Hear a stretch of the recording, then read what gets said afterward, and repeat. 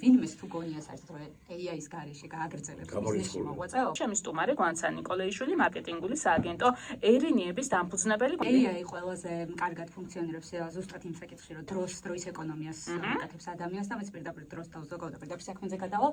მთავარი სამი ნიშნული, რაში ძალიან ეხმარება ბიზნესსაც და კონკრეტულ ადამიანსაც, ეს არის დროის ეკონომია, მარკეტინგი, გაყიდვები და მომხმარებელთან თანამშრომლობა. საბანკო სფერო ძალიან აქტიურად იყენებს AI-ის უკვე წლებია, ანუ ეს AI ახლა გახდა ასეთი პოპულარული, თორე უკვე დაახლოებით 5 წელია აქტიურად მიდის ამ ყველაფრის დანერგვა. თუნდაც შემიძლია მარტივი მაგალითი გავიხსენო, რომ YouTube-ზე როდესაც უყურებ რაღაც ვიდეოებს და გიგდებს ალგორითმი მსგავს ვიდეოებს, ამ ყველაფერს AI აკეთებს, Netflix-ი და კიდე მრავალი Facebook რეკლამაზე გავაკეთებ დიდ აქცენტს და Instagram-ზე, იმიტომ რომ საქართველოში ეს ორი პლატფორმა ყველაზე პოპულარული, შემდეგ მოდის Google-ი და LinkedIn-ი, მაგრამ ამ ორზე გავაკეთებ აქცენტს.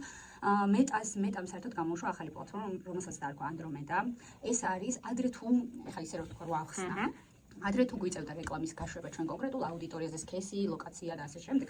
ეხლა შენ ანთავსებ ვიდეოებს, აკეთებ ამ ვიდეოების ყველას ერთად რეკლამირებას და თავად Facebook-იც ყვეთს, რომელი შენი რეკლამა გახდეს. ანუ შენი პოსტები გაანალიზებულია და ანუ მე ან ჩამსთავს ამ სამიზნე ჯგუფში, მის რეკლა ან არა, ხო ეს არის. თქვენი ინტერესებიდან გამომდინარე და ქცევიდან გამომდინარე. ანუ სფეროებზე ახლა რო ჩამოყვეს, იგი მარკეტინგი არის ნომერ პირველი, მეორე მომხმარებელთან ურთიერთობა და საბანკო სფერო აუცილებლად უნდა აღინიშნოს, ძალიან აქტიურად იყენებს. და e-commerce, ციფრული შოპინგის არის. Online ვაჭრობა. კეთილი. აი მარკეტინგ უშუალოდ როგორ იყენებ? რამდენი წელია დაიწყე ხელოვნური ინტელექტის გამოყენება, რა მიმართულებით, რამდენად გაამართლა, აი დადებით და უარყოფითი მხარეები თუ შეგვიძლია რომ მიმოვიხილოთ. კი ბატონო, ანუ უმეტესწილად მუდმივად შემიძლია დადებით ნაწილზე ვისაუბრო, იმიტომ რომ უარყოფითი არის მხოლოდ შიშები, აი როგორც ადრე იყო, რომ შემოვიდა ინტერნეტი და ტექნოლოგია და ხალხს ცოტა შიში ქონდა, იგივე მიდგომა, ახლაც არაფერი განსაკუთრებული. მე პირადად და ჩემი სააგენტო იყენებს იდეების გენერირებაში, სტრატეგიაში, რაც სანიშნავია ტექსტები, რეკლამა, ანუ ყველა ის პროცესი, რასაც გადის კომპანია ჩვენს ხელში, აი ყველა პროცესში თითქმის ჩართულია. ერთადერთი არ არის ჩართული დიზაინში ბოლომდე და დიზაინს და ვიდეო პროდაქშენს ჩვენ ვაკონტროლებთ, იმიტომ რომ ხელოვნური ინტელექტის მიერ გაკეთებული დიზაინები ჯერ კიდევ არ არის ბოლომდე დახვეწილი, მაგრამ ეგეც თვეების ამბავია. ისევ ადამიანურ რესურსამდე რომ მივიდეთ, ხელოვნურმა ინტელექტმა დაგიზოგა კადრები, ანუ გარკვეულ პოზიციებზე აღარ დაგჭირდა ახალი კადრების აყვანა? აი ხო, აი ეს საკითხი ჩემთვის ძალიან მნიშვნელოვანი საკითხია, იმიტომ რომ არ მინდა AI იყოს ადამიანის ჩამოსვლებელი, პირველ რიგში ეს შემიძლია ჩემი კომპანიის რადიუსში გავაკეთო მხოლოდ. მე პირიქით მოთხოვნა მაქვს ახლა იმ ადამიანებზე, ვინც კარგად იცის AI-სთან ერთად მუშაობა. აი ეს ანუ ახალი თულსი დაემატა, ახალი ხელსაწყო დაემატა და ახალი უნარის მოთხოვნა დაემატა და ეს მარტო ჩემს სფეროში არ იქნება. მალე ნებისმიერ ვინმეს თუ გონია საერთოდ რომ AI-ის გარეშე გააგრძელებს ბიზნესში მოღვაწეობას ან მუშაობ თანამშრომლობას, არ არსებობს ეგეთი რამე. ამიტომ ყველა მე რეკომენდაციას ვიტყოდი, რომ ანუ ყველა უნდა ვეცადოთ იმაზე მეტი ესე იგი წამოვიღოთ AI-ისგან, ვიდრე უბრალოდ კითხვის დასმა და აი Google-ის პრინციპით არ უნდა გამოვიყენოთ სტრატეგიაში, სისტემებში, აი ამ ყველაფერში უნდა ჩართვათ. ბევრი ახალი სტარტაპი წამოვიდა AI-ის დამსახურებით.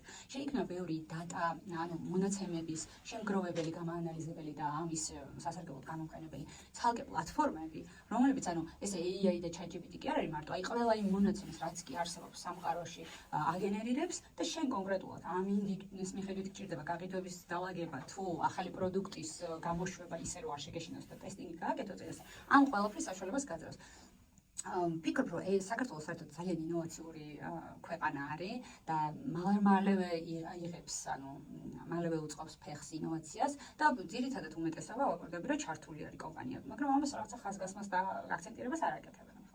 კეთილი არის სფეროები, სადაც სრულად შეიძლება გამოვრიცხოთ AI-ის ჩართულობა.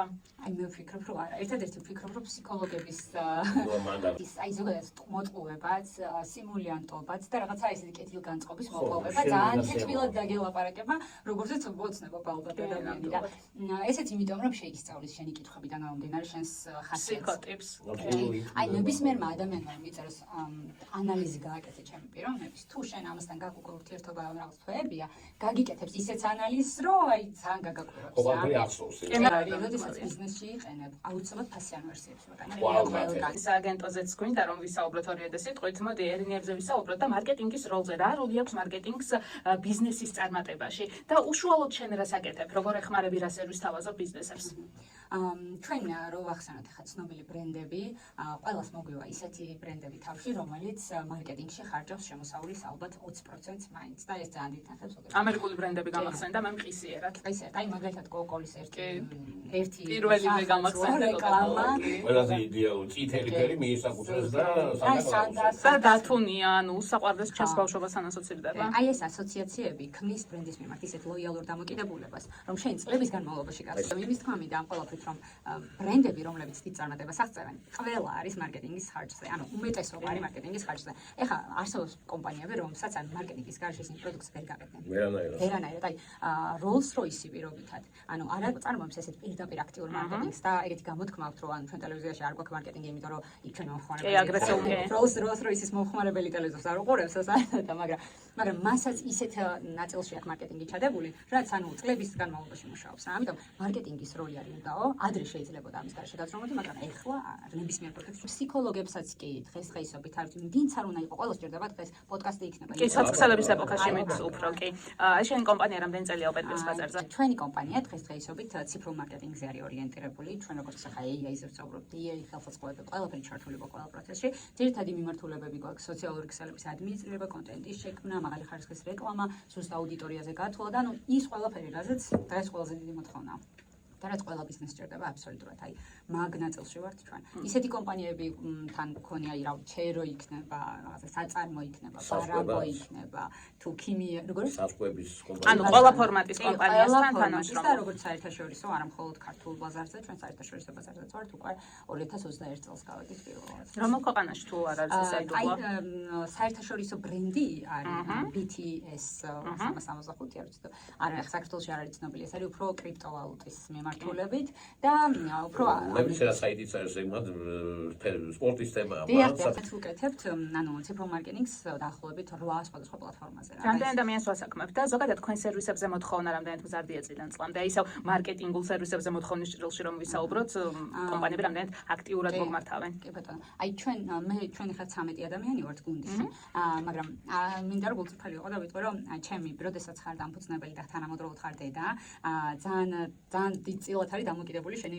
ოჯახური ცხოვრება ბიზნესზე. ანუ შეიძლება ხა მე საერთო სტატისტიკა ვერ მოვიყვანო, იმიტომ რომ პატარა შვილები მყავს რომ გავაჩინე, ანუ მათი ახალ ციფრული დედა ფაქტია. კი, აი ძალიან აისახება ბიზნესზე. ამიტომ რაღაცნაირად ქალებს ვფიქრობ რომ მეტი მხარდაჭერა ჭირდებათ ბიზნეს მიმართულებით, იმიტომ რომ როცა თან სტარტაპი შენი ბიზნესი გაქვს, თან ორი ხალი უშობილი ბავშვი ყავს, ან ძალიან რთულია რომ შენ სულ ჰაიპში იყო. ან ძალიან ჰაიპში ვიყავი ორჯერ ჩემი კომპანიის და ახლა მესამედ მომიწია კიდე დაწყება რა. და სამოულ გეგმები რა გვაქვს მოკლედ?